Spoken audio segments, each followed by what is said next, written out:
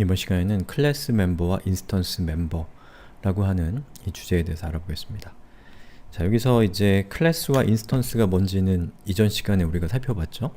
클래스가 설계도라고 한다면 인스턴스는 그 설계도에 따라서 만들어진 이 구체적인 제품이라고 말씀을 드렸습니다.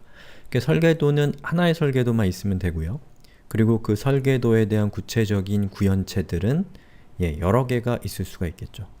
그래서 이 네모난 것이 설계도라고 한다면 그 설계도에 따라서 만들어진 제품들이 바로 이 동그라미에 들어있는 각각의 인스턴스고, 이 인스턴스와 인스턴스들을 구분하는 핵심적인 기준은 바로 그 인스턴스 안에 들어가 있는 변수의 값에 따라서 각각의 인스턴스가 가지고 있는 상태가 다르다는 거, 그거 제가 저번 시간에 강조드린 부분입니다.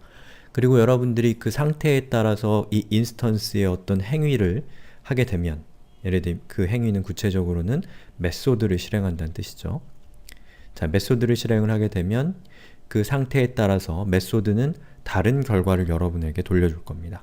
마치 함수가 있을 때, 메소드가 있을 때 그 메소드에 전달한 인자가 무엇인가에 따라서 리턴 값이 달라지는 것처럼 바로 그러한 이 목적에 따라서 상태라는 것이 존재하는 것이고, 그리고 행위라고 하는 것이 이렇게 구분이 되어 있는 것이죠. 그러면 이번 시간의 주제인 바로 이 멤버라고 하는 이 단어의 의미에 대해서 우리가 알아볼 건데요. 이 멤버라고 하는 개념을 통해서 여러분들이 클래스와 인스턴스라고 하는 것에 대한 의미 또는 그 존재에 대해서 여러분들이 더 분명하게 이해할 수 있는 기회가 될 것 같습니다. 자, 멤버라는 말은 한국어로는 구성원 이라는 뜻입니다.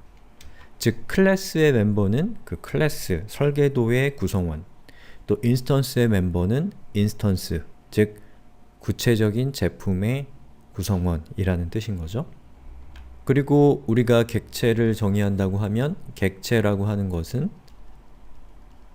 제가 수없이 강조해 드리지만, 자, 변수라는 것과 메소드의 집합이라고 말씀을 드렸죠. 그래서 우리가 클래스를 정의할 때도 변수와 메소드를 클래스에 정의를 하지만, 여러분이 그 클래스를 구체적인 제품인 인스턴스로 이렇게 만들게 되면 그 인스턴스 안에는 그 클래스에서 정의된 여러분이 사용할 수 있는 변수와 메소드가 존재합니다. 바로 그러한 것들이 인스턴스의 멤버예요. 자, 요 설명 자체는 되게 여러분을 헷갈리게 할 수 있는데 코드를 보시면 훨씬 더 분명해집니다. 지금 보고 계신 예제는 우리가 이전 시간 클래스와 인스턴스 그리고 객체라고 하는, 여기 있는 거 클릭하시면 됩니다. 자, 객체 그리고 객체라고 하는 토픽에서 살펴봤었던 이 예제 코드인데요. 자, 이 예제 코드를 가만히 보시면 우리가 C1이라고 하는 인스턴스를 만들었고, 그 인스턴스에 set operand라고 하는 이 메소드를 호출해서 10과 20이라는 값을 인자로 전달했습니다.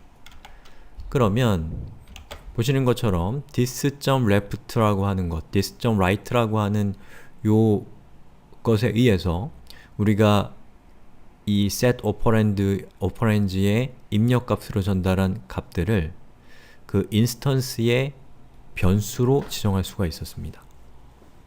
그렇죠? 그리고 인스턴스의 변수로 지정했다라는 요 말에서 제가 의라는 표현을 썼죠. 인스턴스의 변수로 지정했다.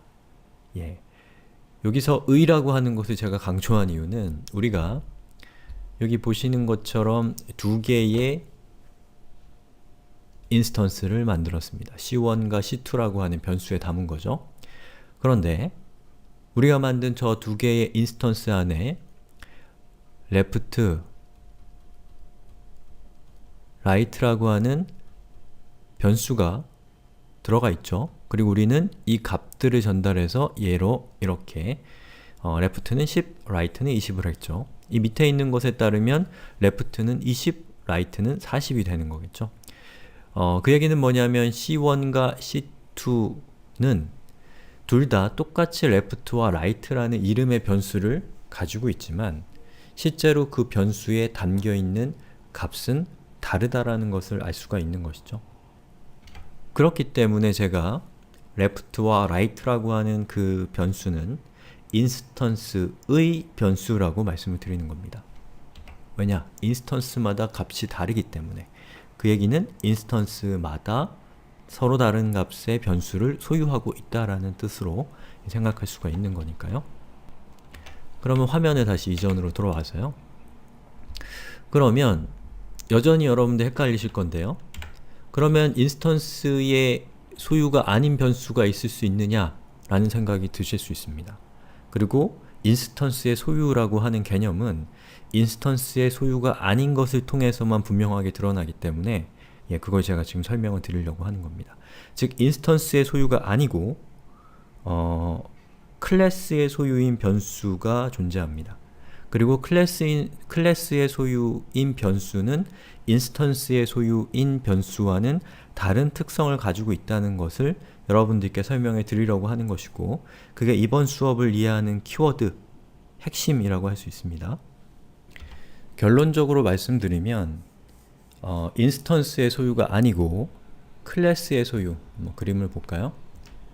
자, 여기에 아까 보셨던 left와 right는 인스턴스마다 값이 다르기 때문에 바로 인스턴스의 소유라고 말씀을 드렸습니다.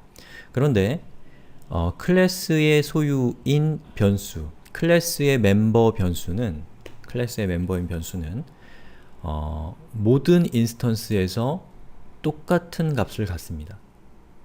인스턴스마다 다른 것이 아니라 모든 인스턴스가 똑같은 값을 가질 뿐만 아니라 여러분들이 인스턴스를 생성하지 않고도 이 클래스에 직접 접근해서 그 클래스에 소속되어 있는 변수에 접근해서 그 값을 여러분들이 사용할 수 있다는 것을 이해하셔야 돼요.